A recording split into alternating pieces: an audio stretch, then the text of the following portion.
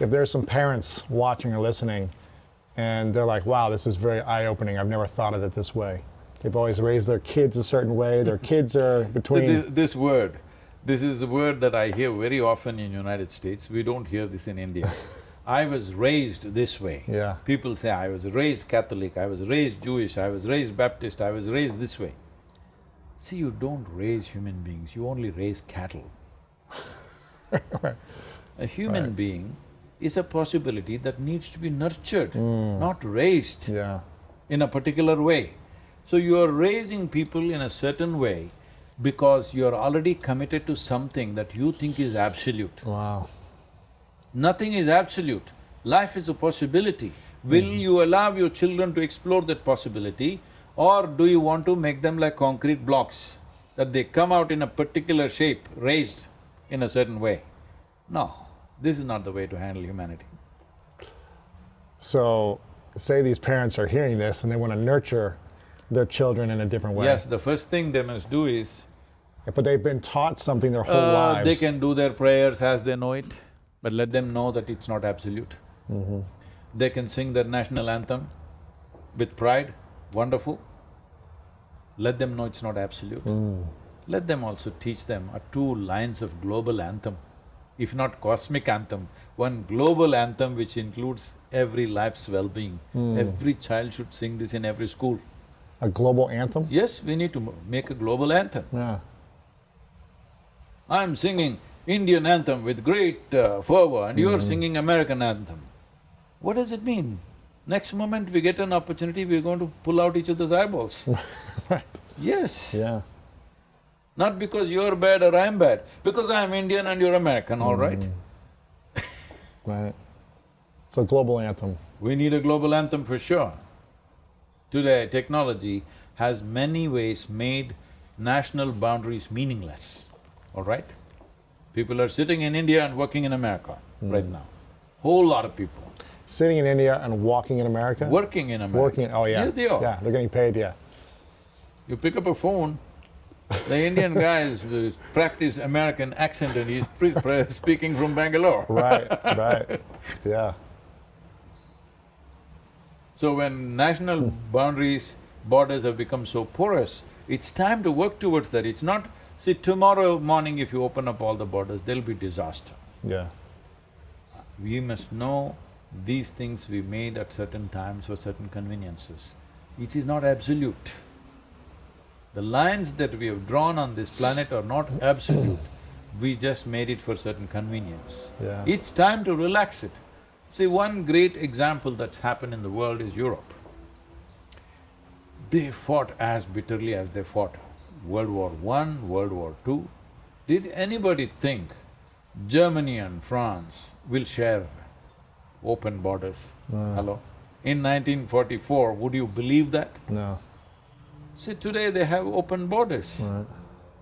I don't see this as a geopolitical whatever. In a way, it's an evolution of human consciousness itself.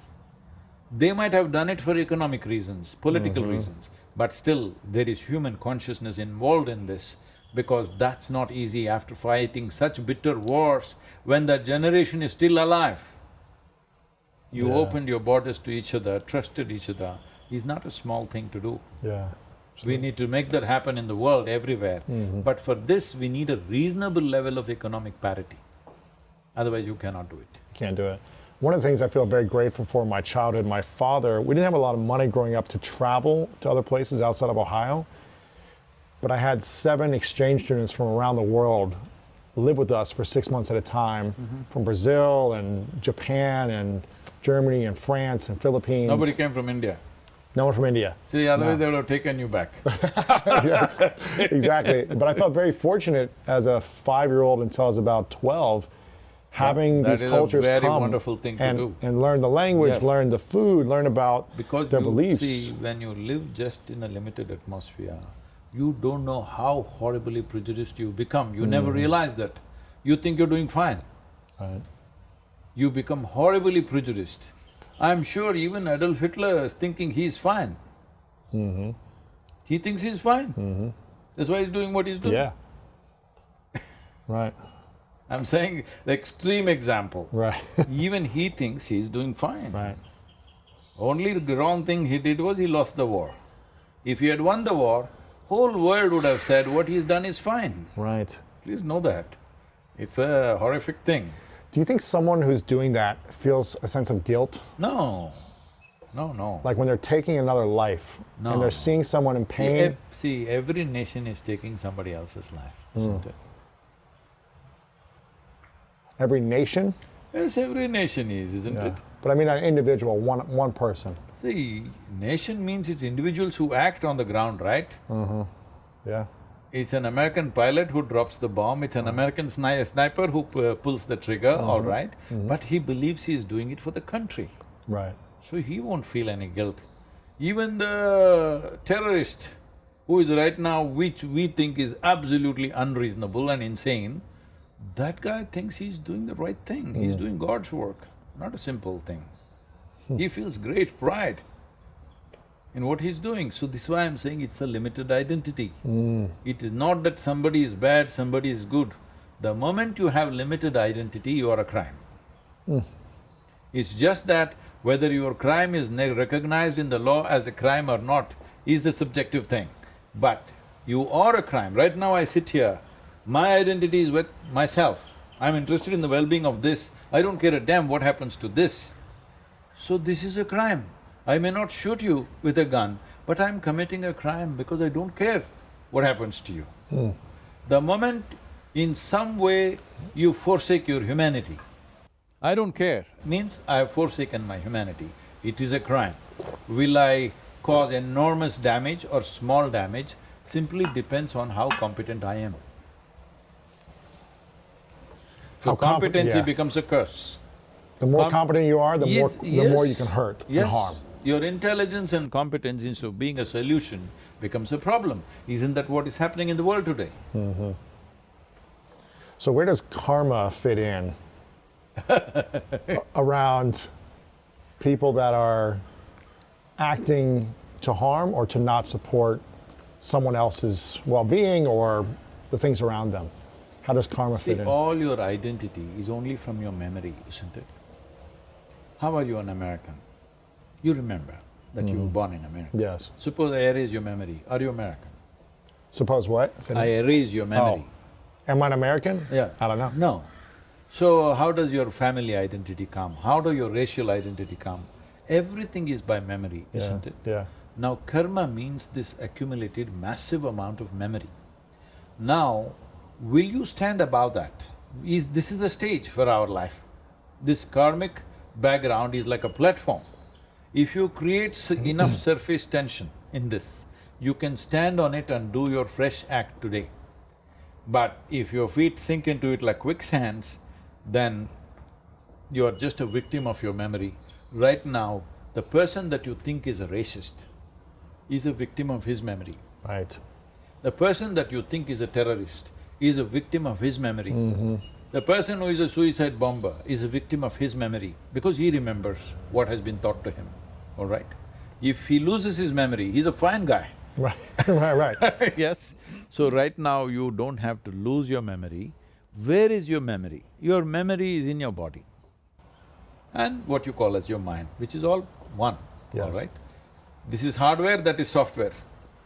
Sure, sure. So this software, you wrote it unconsciously through various incidents, experiences, your own perception according to your intelligence. You wrote your own kind of software unconsciously. It's written by you, but unconsciously. There have been cases where people have sleepwalked and committed a murder. Even the judiciary thinks that is not worth punishing. They don't punish them, even though they committed murder sleepwalking. As far as the act is concerned, somebody died, they lost their life, not a small thing. But this man was sleeping. So that man doesn't get punishment because he was sleepwalking, all right? He could have even killed himself in his sleepwalking, it's possible. Right. But instead he killed somebody else. So essentially, you're unconscious, so you're not punishable because you're less than a child, I'm saying. But the important thing is to become conscious. Where is your memory? It's in the body, it's in the mind. If you create a little distance between you and your body, between you and your mind, this is the end of your karma. The end of your karma. Yes, the karmic influence, I mean to say. Karma is still there. Yes. Karma is the richness of your life. Okay, if you have no karma, you will be a bimbo, Right. all right? There is karma, there's the more rich and vibrant the karma is, the better. Only thing is it your platform to dance upon or is it a quicksand that sucks you in? Most human beings right now are only suffering their memory, isn't it? Yeah. This moment they're not suffering. What happened yesterday they're suffering, what happened 10 days ago they're suffering. Why? What happened 25 years ago they're still suffering. When they hold on to the thought, the memory, See, it is not their choice. to think about the thought. They don't have to, they're identified with the situations in which they were. Now it makes them suffer. Today we know that a whole lot of diseases that people are suffering are psychosomatic. It does not mean they're always thinking about it, but it's working, the memory is working, Yeah. depending on how strongly you're identified. Let's say you're strongly identified with your family structure. Now, something happened in your family which is not pleasant, something very unpleasant happened, let's say. Now, you don't have to every day think about it. Slowly your face will become like this. A lot of people, just see. Because the memory is working from inside you, it doesn't even ask your permission. It doesn't ask your permission, should I come or go? It just works on every cell in your body, slowly you lose your vibrancy. What was a vibrant, exuberant person slowly becomes like this. This has happened to more than 75% of the population. Right. When they were 5, 6 years of age, how joyful and exuberant lives they were. By the time they're 30, they're like this. What is their problem? What is their problem? Is somebody poking them? No, because their karma is overtaking them. So, the entire process of this book is step-by-step way of standing above your karma on the richness of your memory, because you can convert this memory into manure and you can blossom upon that. Ooh. Because what happened yesterday you cannot change. What is happening today you can only experience. What is tomorrow you have to create. We must do it when everything is right. But when everything is little comfortable, nobody does anything. When something horrible happens, then we will get angry and propel ourselves into action. Right now, this propelling yourself into action with anger, how long will you keep it up?